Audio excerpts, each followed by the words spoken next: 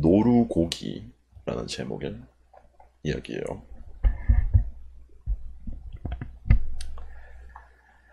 저희 친가는 경북 의성입니다. 70년대 중반에 마을에서 한 가지 사건이 일어났었는데 그걸 저희 아버지께서 얘기해 주신 걸 토대로 이야기를 풀어보려고 해요.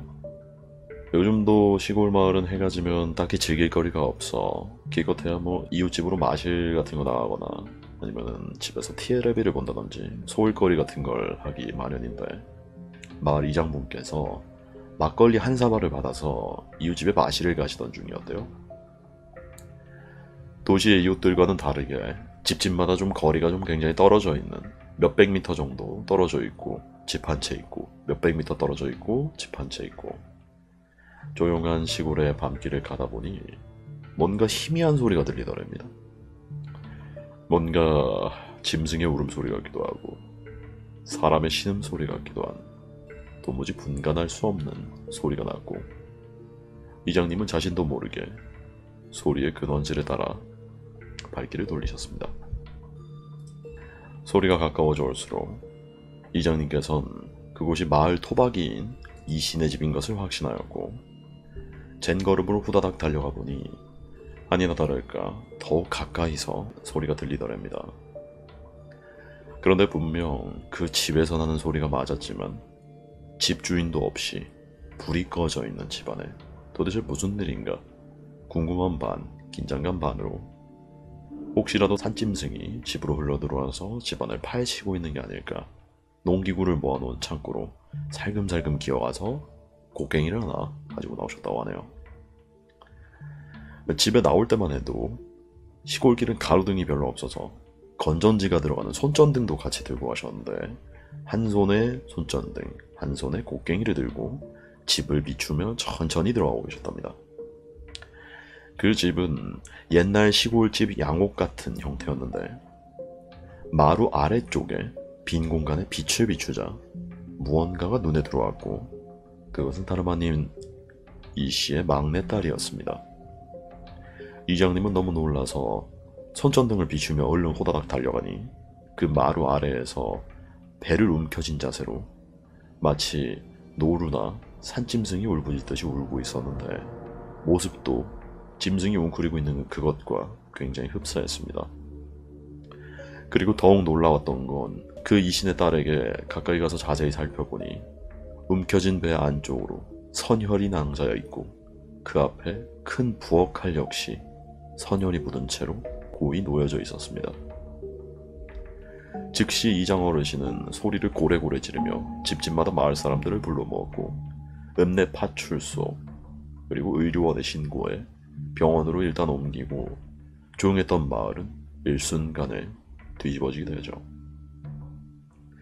일단 당시 요즘처럼 추석 명절을 앞두고 막내딸만 남겨둔 채 부모와 가족들은 집을 비운 상태였기 때문에 가족에게 연락을 해서 병원으로 안내를 했고, 자살 시도였는지 강도였는지 여부를 놓고 경찰에서도 수사를 진행했다고 합니다. 이신의 막내딸이 어느 정도 안정이 되고 사건의 정황에 대해서 진술을 했는데, 그 진술 내용이 너무나 믿을 수 없을 정도로 현실적이지 못했다고 얘기를 합니다. 진술 내용인즉슨 추석을 맞이해 부모님과 동생들이 먼저 이웃마을에 친지댁으로 갔었고, 사건의 당사자였던 이씨의 막내딸은 집안에 남아 뒷정리를 하며 청소를 하고 있었다고 합니다. 마룻바닥을 닦고 있는데 갑자기 주변이 안개 낀 것처럼 뿌옇게 흐려갔고, 쌀이 문 밖으로 시꺼먼 형체가 어른어른거리더니 점점 안으로 들어오더랍니다. 그리고 그 물체가 가까워져 오면서 서서히 분간이 되기 시작했는데, 그 형체는 다름 아닌 사람의 모습을 하고 있었고, 한 명의 남자와 한 명의 여자였다고 합니다. 이신의 막내딸은 의문을 가질 수밖에 없었습니다. 왜냐하면 그 남녀는 다름 아닌 사건 당사자 이씨의 막내딸의 3년 전 죽은 큰오빠와 그의 여자친구였던 거죠. 그러면서 두 사람은 마치 누군가를 비웃듯이 크게 깔깔거리며 소리를 내며 웃더니 갑자기 표정을 싹 바꾸고 어머니, 아버지, 그리고 아무개 곧 따라갈 테니까 너무 억울해 말거라. 니녀는 죽어야 돼. 죽어야 돼. 하면서 소름 끼치는 비웃음 소리를 연발하며 마룻바닥을 닦던 여동생을 반강제적으로 끌고 갔다고 합니다. 그리고 당사자의 옆에 있던 그 큰 부엌 칼도 당시 큰오빠가 처음부터 들고 있었던 것이고 실제 수사 중에서도 집안의 물건이 아니었다는 결과가 나왔습니다. 아무튼 그렇게 본인의 의도와는 상관없이 어디론가 끌려가는지도 모르게 머리채까지 쥐어진 채 끌려갔고 그 뒤로 정신을 잃어 기억이 나지 않는다고 얘기를 하는군요. 정신을 차리고 보니 병원에 누워 있었고 본인에게 그런 끔찍한 사건이 일어난 것조차 기억을 못했습니다. 아무튼 오랜 수사가 진행이 되었고 사건 당사자와 가족들은 조상 대대로 살아온 토박이에다가 마을에서 인심도 좋아서 원한을 살만한 것도 없고 외부인이나 강도에 의한 가능성도 희박했기 때문에 단순히 정신착란으로 인한 당사자의 단순 자살 미수 사건으로 종결이 되었고 당사자의 진술 내용은 정신착란에 의한 일종의 정신질환으로 분류돼 정신과 치료 조치가 내려졌다고 합니다. 사건이 일어난 직후 당사자의 아버지는 마을 사람들과 술자리를 가지며 틈이 날 때마다 내가 그놈의 노루 새끼를 잡아먹는 게 아니었다. 다 내 죄야. 내가 죄인이다. 라며 자책을 했습니다. 알고 보니 사건이 일어나기 몇 주 전 사고 당사자의 아버지 이 씨는 마을 뒷산에서 벌초를 하러 갔다가 울무에 걸려서 발버둥 치고 있던 노루 한 마리를 발견했는데 마침 명절도 다가오고 몸보신을 해야겠다는 생각에 눈치를 살피며 벌초에 사용하려던 낫을 노루의 복부와 목줄을 내리쳐 숨통을 끊고 집으로 가져와 손질을 하려 했습니다. 그 와중에 노루가 홀몸이 아닌 뱃속에 새끼가 있었다는 사실을 알게 되었고 가족들은 찝찝하며 역물스럽다며 먹지 말라고 했는데 결국 이 씨는 미신인의 먼해하면서 새끼까지 손질해서 온 가족이 나눠 먹었다고 합니다. 그런데 손질하기 전 웅크리고 앉아있던 죽은 노루의 그 모습이 어찌나 이장이 묘사하던 마루 안에 흡사 괴 짐승 소리를 내며 울부짖고 있었다던 본인의 딸의 모습과 일치하던지 몸서리가 처지고 죄책감을 굉장히 느꼈다고 합니다. 이후 이 씨 집안은 조상대대로 살아왔던 터전을 등지고 결국 마을을 떠났다고 합니다. 새끼를 품고 억울하게 죽은 노루가 정말 영물이라 원한을 풀지 못하고 이 씨와 그 가족들을 죽이려 했던 것이었을까요? 두 번째 이야기, 노루의 저주라는 이야기입니다. 이 이야기를 듣기 전에 간단하게 좀 얘기를 할 게 있습니다. 이 이야기에서 등장하는 이모님은 무속인입니다. 이야기를 시작하도록 하죠. 제가 굉장히 어렸을 때 있었던 일입니다. 그날은 날도 굉장히 좋았고 저는 이모네 마당에서 이모와 함께 놀고 있었습니다.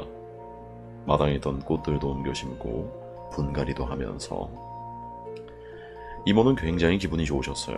우리 이모는 자연을 정말 사랑하시고 흙 만지고 화초 가꾸고 하실 때가 가장 즐거웠다고 하시는 분이셨거든요. 그렇게 한참을 화단 정리를 하고 있었을 때 저는 화단 정리를 거들면서 이모에게 오늘은 뭐 해먹을 거냐고 한번 여쭤봤었어요. 뭐 해먹자 하면서 웃으시며 얘기를 하실 줄 알았는데 이모님께서 아무 말씀이 없으시더라고요. 저는 뭔가 이상해서 고개를 들어 이모를 봤죠. 얼굴이 딱 굳은 상태로 대문 쪽을 바라보고 있는 겁니다. 저는 이모가 그런 표정을 지을 때마다 너무 무서웠습니다. 항상 그런 이모의 행동 뒤에는 무슨 일이 일어났거든요. 옆에서 참지 못한 저는 이모를 조르기 시작했어요. 이모 왜? 무슨 일이야? 왜? 그러자 갑자기 이모는 들고 계시던 모종삽을 내팽개치고 급하게 대문 바깥으로 뛰어나가셨습니다. 저는 순간 이모가 왜 저러시지? 하면서 그냥 쳐다보고 있었거든요. 이모는 대문으로 뛰어나가시더니 대문을 걸어 잠그시는 겁니다. 정말 이상하죠? 이모님은 다시 오셔서 제 손을 잡으시며 땡땡아 얼른 들어가자 하시는 겁니다. 저는 뭣도 모르고 이모 손에 끄들려 방 안으로 들어왔습니다. 그 순간 이모네 대문을 두드리는 소리가 났습니다. 땅, 땅. 저는 이모에게 이모, 누가 왔나봐 라고 얘기를 했는데 이모는 신경 쓰지 말라시며 들은 척도 안 하셨죠. 그런데 그 대문을 두드리는 소리는 그치질 않고 애절하게 이어지는 겁니다.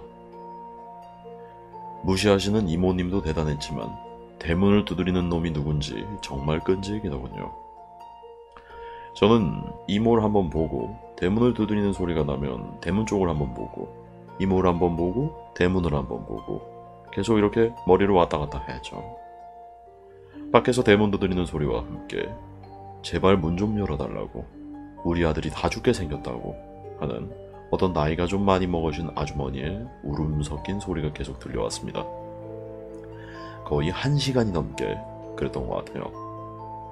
그런 후에 이모는 체념을 하신 듯 바깥으로 나가셨습니다. 저는 쪼르르 따라 나왔죠.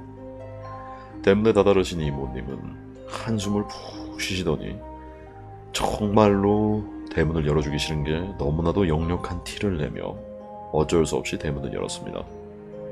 밖에는 제 짐작대로 나이가 굉장히 지긋하신 아주머니, 저에게는 할머니에 가까운 분과 아들로 보이는 청년 한 명이 서 있었습니다. 그런데 아들의 형태가 심상치 않았어요. 양 사방에 다 닫혀서는 몰골이 말이 아니었죠.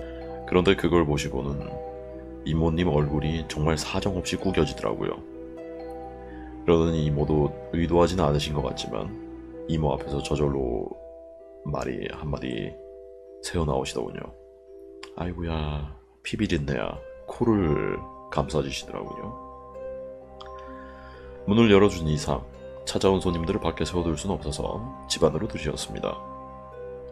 그런데 이모가 그 사람들, 정확하게는 그 아들을 벌레 보듯이 쳐다보더라고요. 계속.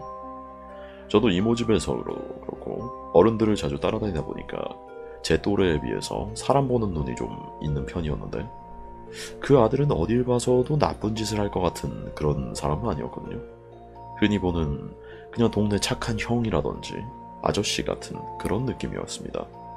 이모가 찾아온 손님을 푸대접하는 경우가 거의 드문데 어쩐 일인지 그 아주머니와 아들은 방을 들이지 않더라고요. 나중에 한 거지만 피냄새가 너무 심해서 집에 들이면 나중에 방에 못 들어가시겠다라고 얘기를 하셨습니다. 그래서 마당에 서서 얘기를 하셨죠. 저는 이모의 모습 때문에 약간 겁을 먹어서 이모 뒤에 숨어서 이모 치맛자락을 꼭 붙들고 얘기를 들었습니다. 그 아주머니께서 지푸라기라도 잡는 심정인 절박한 표정으로 이모에게 연신 허리를 굽히며 하소연을 하셨어요. 아들이 자꾸 배가 아프다. 병원에도 여러 군데를 가봤는데 아무런 이상이 없었다. 그런데 아들은 배가 아파 죽겠다고 한다. 그리고 얼마 전부터 자꾸 이런저런 사고가 난다.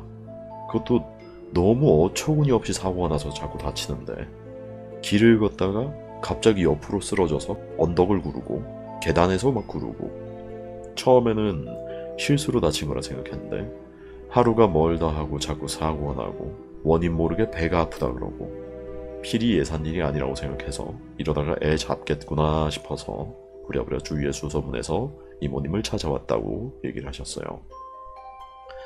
그러더니 무릎을 꿇고 이모를 붙잡고 막 매달리시더군요. 늦둥이로 집안에 하나뿐인 아들이라고 제발 살려달라고. 그때까지만 해도 아무 말 없이 아들만 째려보고 계셨던 이모님께서 갑자기 입을 대셨습니다. 죄를 지었으면 벌을 받는 게 당연하지. 다 지 잘못에 대한 업보인데 어쩔 거냐 라고 말씀하시더군요. 아주머니께서 깜짝 놀라시며 무슨 말씀이세요? 우리 아들이 얼마나 착한 아이인데 얘는 법 없이도 살 아이예요. 아들을 두둔하시더군요. 이모는 사람한테 지은 죄만이 죄인 줄 아냐며 말 못할 짐승한테 죄인 것도 큰 죄라고 얘기를 하시며 아들을 보시고 이렇게 말씀하셨습니다. 너 최근에 노루 잡아먹은 적 있지? 그것도 새끼 뱃 노루. 그렇게 얘기를 하셨는데 그 얘기를 들으신 아들의 낯빛이 까매지더군요. 지금 너는 네가 잡아먹은 새끼의 어미가 너한테 복수하기 위해서 졸졸 따라다닌다 라고 얘기를 하셨어요. 노루 애미가 네 뱃속에 들어간 내 새끼 내놓으라고 네 배를 사정없이 들이받고 있다. 그때마다 뱃속에 들어간 새끼가 발버둥을 치고 있으니 배가 안 아프면 그게 더 이상한 거지. 그러고는 뭐 좋은 거라고 산 목숨을 끊어서 피를 마셨냐? 네 몸에 밴 피비린내가 진동하는 거 아느냐? 라고 얘기를 하셨습니다. 이모님께서는 피비린내 냄새 때문에 역겨워서 죽겠는데 네 어미 정선 때문에 상대하는 줄 알라고 얘기를 하시며 코를 한 번 더 잡으시더군요. 그 얘기를 들으신 아주머니께서 아들과는 반대로 얼굴이 밀랍처럼 하얘지셔서 아이고 미친놈아 연신 외치시며 아들 등짜기를 사정없이 매타작을 하시더군요. 그때 한쪽을 보시던 이모가 갑자기 온다 받는다 순간 아들은 갑자기 배를 움켜쥐고 떼굴떼굴 구르는 겁니다. 저한테는 안 보였는데요. 근데 받았다고 이모가 말씀한 순간 그 형 뱃속에 뭐가 들은 것처럼 꿈틀거리는 건 봤습니다. 그리고 이쯤 되니 네 입으로 불어봐라 라는 표정으로 쳐다보고 있는 이모에게 그 형은 자기도 이렇게 될지 모르겠다며 이야기를 꺼내셨습니다. 그 형네 집은 경기도 어딘가의 시골이었습니다. 경기도가 수도권인데도 불구하고 생각보다 산짐승이 많아요. 강원도도 가깝고 무엇보다 군사지역인 휴전선이 가까이 있어서 야생동물 서식 밀도가 여러분들이 생각하는 것보다 꽤 높은 편입니다. 이 형네 집도 산짐승이 꽤 많았다고 합니다. 그때 당시에 이 형은 무슨 시험 같은 걸 준비하느라 집에 있었는데 동네에 친구들이 여럿 있었나봐요. 그 중에 사냥을 좋아하는 친구가 한 명 있었는데 산짐승을 굉장히 잘 잡았다고 합니다.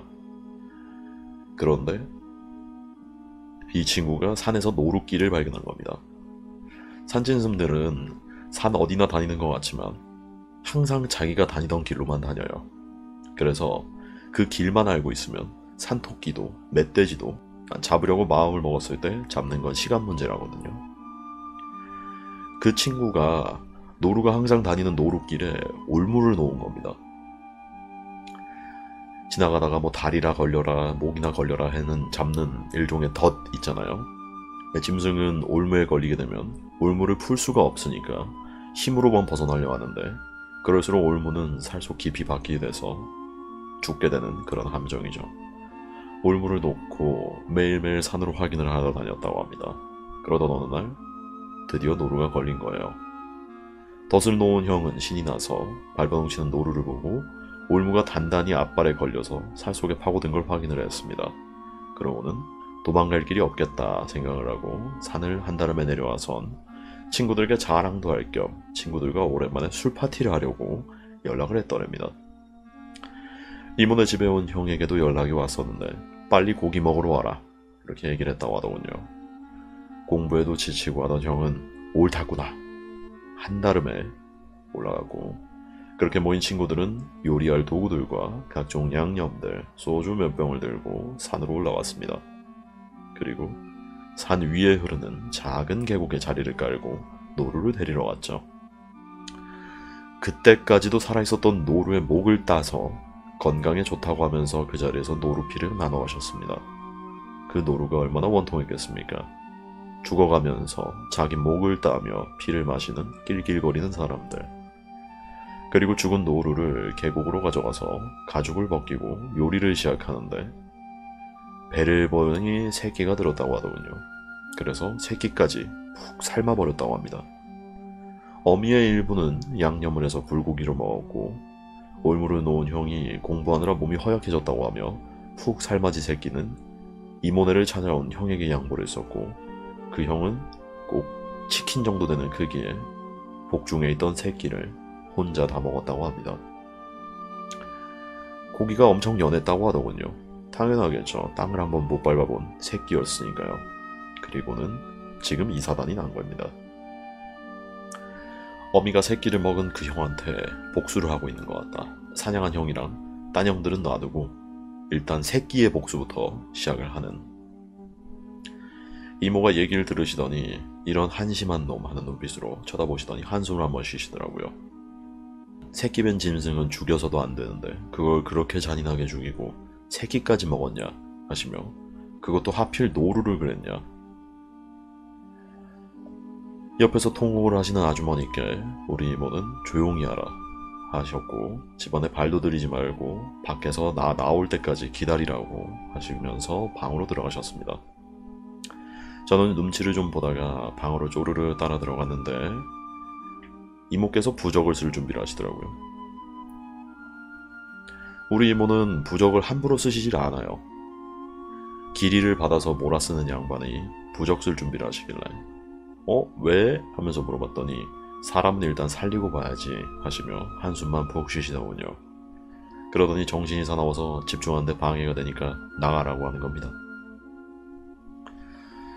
이모한테 문전박대 당하고 저는 밖에 나와서 그 형한테 막 화풀이를 했죠. 형은 왜 아무거나 주워 먹어서 우리 이모 골치 아프게 하냐.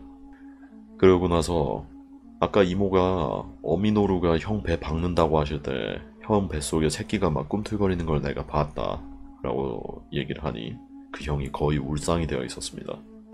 이모는 한참 만에 수척해지셔서 나오셨습니다. 그리고 부적을 아들에게 건네시며 부적이 상하거나 잃어버리면 죽은 목숨이라고 생각하고 가지고 다니라고 하셨습니다. 아주머니는 감사합니다 감사합니다를 연발 외치며 부적으로 액땜이 된 거냐 이렇게 얘기를 하셨지만 이모는 어린 반품어치도 없는 소리를 하지 말라며 일단 이걸로 임시만편이 될 거니 사태가 좀 진정될 때까지 기다리다가 굿 한번 하자고 하셨습니다. 저는 다음날 구술을 한다고 하는 이모를 따라가지 못했습니다. 저는 다음날 하루종일 이모가 없는 빈집에서 이모를 기다렸는데 저녁 때가 다 돼서야 이모가 오시더군요. 저는 이모를 따라서 안방으로 들어가서 이모가 숨 돌릴 틈도 없이 어떻게 됐냐고 물어봤습니다. 집에 가서 그 친구들을 보니 어제 왔던 형까지 해서 총 6명이었는데 노루를 사냥한 형과 새끼를 먹었던 형을 빼고는 크게 상하지 않았던 걸로 보인다고 하셨습니다. 헌데 그 사냥꾼 형은 좀 많이 늦었다고 얘기를 하시더군요. 원래 그 형이 재미로 사냥한 동물들이 좀 많았는데 그 형 주위에 원한을 가진 동물형들이 우글우글하다고 얘기를 하셨습니다. 힘이 부족해서 건들지 못하고 있었는데 노루가 가세하자 전부 달라붙었다고. 그래서 내 힘으로는 어쩔 수 없다고 하늘에 맡기는 수밖에 없다고 얘기를 하셨다고 합니다. 곧 무슨 일이 일어날 것 같은데 그렇게 일단 원한을 어느 정도 풀고 나야 구슬에도 제 갈 길을 갈 것 같으니까 그때가 돼서 다시 해보자 이렇게밖에 얘기를 할 수 없었다고 하더라고요. 그 형 외에 5명이 더 있잖아요. 그중 1명은 별 피해가 없었어요. 조상 수호령도 꽤 강한 편이었다고 하고 영을 별로 타지 않는 사람이라서.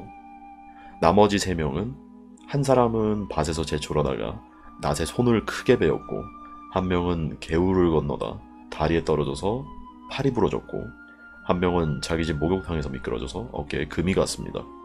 그리고 주인공 형 1명 그리고 사냥했던 형 1명 이렇게 있었던 거죠. 전부 다 팔 쪽이었는데 노루가 앞발이 올무에 걸렸는데 굉장히 이상하지 않습니까? 참고로 굿이 끝나고 나서 얼마 안 있다가 그 사냥꾼 형은 죽었습니다. 산을 누비고 다니다 비탈길에서 굴러 떨어졌고요. 삐죽한 나뭇가지에 목을 찔렸다고 합니다. 그 형도 목이 따인 거죠. 그 뒤로 했던 굿에서 배 아픈 형은 무사했다고 하더라고요. 아무 일도 일어나진 않았는데 노루를 먹어서 재수가 좀 없었는지 계속 준비했던 시험에서는 낙방을 했었고 나중에는 포기를 했다고 얘기를 하더군요. 산에서 죽은 사냥꾼의 형의 부모가 이모에게 천도제를 부탁했는데 이모가 거절했답니다. 딴 데 가서 알아보라고. 이모는 내용을 다 아시니까 해주기 싫었나 봅니다. 어쨌든 제가 생각하기에 제가 겪었던 일들을 경험삼아 보면 노루를 죽이면 굉장히 재수가 없다 라는 얘기가 될 것 같아요.